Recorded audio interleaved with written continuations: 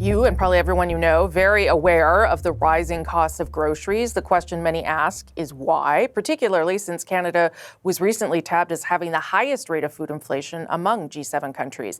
A new report by the Bank of Canada into the rise of food inflation in 2025 offers some explanation. The report suggests a main culprit is imported processed foods, things like coffee, chocolate, olive oils, though the cost of domestic foods like beef are rising too, and that the significant depreciation of the Canadian dollar and disruptions from U.S. tariffs are also big contributing factors, as are weather conditions, the cost of labor, and food producers are being squeezed, which means you are too. Chris Neal knows all about that. He's a co-founder of Neal Brothers Brands, and I spoke with him this morning.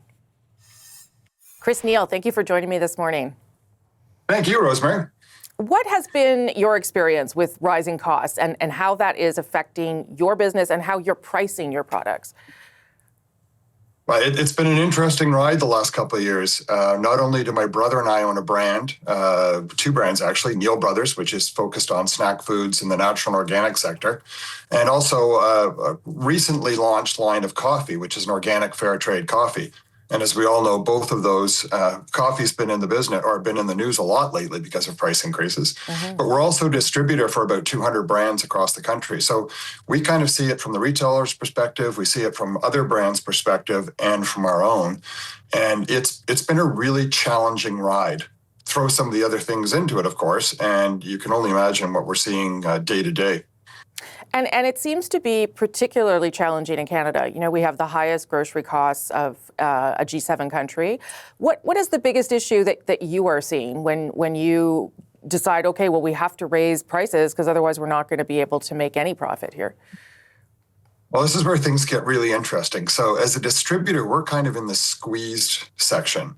Right. And I will applaud the retailers, the major grocery retailers in this country, because it is a fight for every penny when we try to institute a price change. They all have huge commodity sections because they all buy produce and they've all got their own private labels. And so they're fully aware of anyone trying to get things passed that they don't see fit. And so while many would think that Neal Brothers controls their own pricing, to an extent we don't.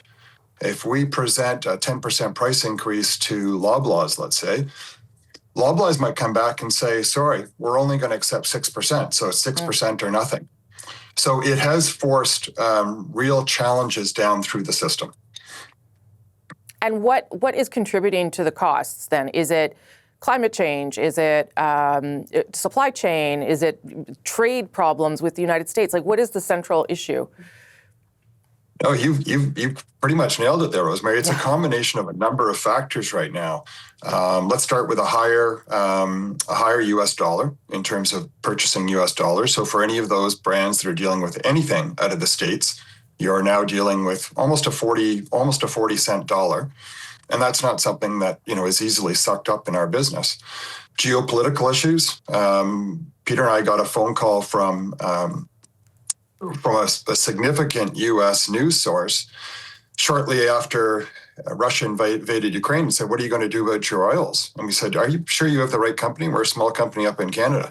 And they said, you buy organic sunflower. All organic sunflower oil comes out of Ukraine. What's your challenge? And so that was an immediate call to our supplier to say, oh my gosh, what are we in for?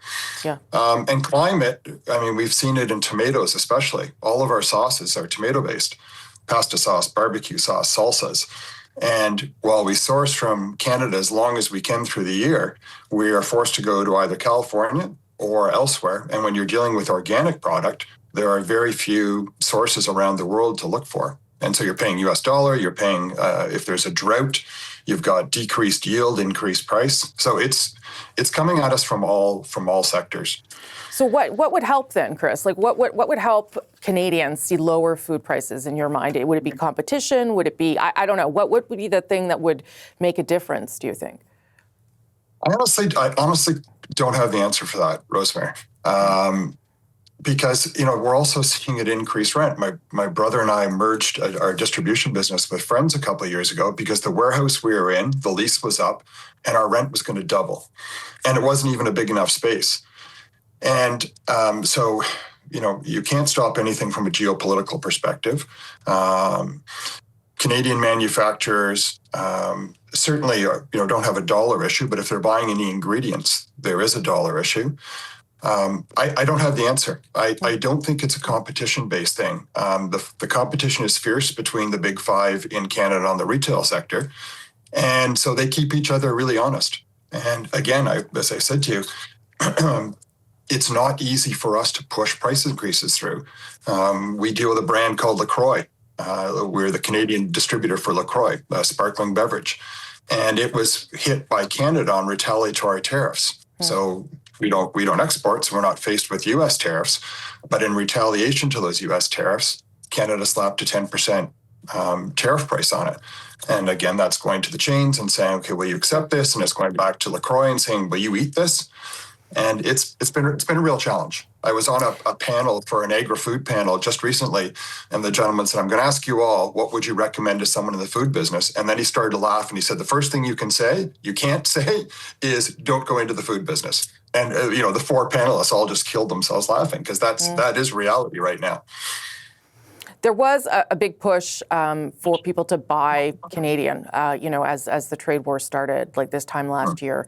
I'm wondering if you still see that, or whether the costs have outweighed the patriotism of choice at this stage. I think February, March last year, it was real. And we were forced with issues as a Canadian company. Peter and I, and in our distribution business with our partners, John, Luke, and Neal, we employ 160 people. So in most cases, we're looking after 160 families. Yeah. And yet we were importing some U.S. product. And that was a real tough time, because some of our products for Neal Brothers are made in Canada and some are made in the U.S. because the U.S. manufacturers are the only companies that can manufacture that product for us. Right. So Canadian-based company, the profits stay in Canada, the jobs are in Canada, the goodness remains in Canada, but the raw product itself was made in the States.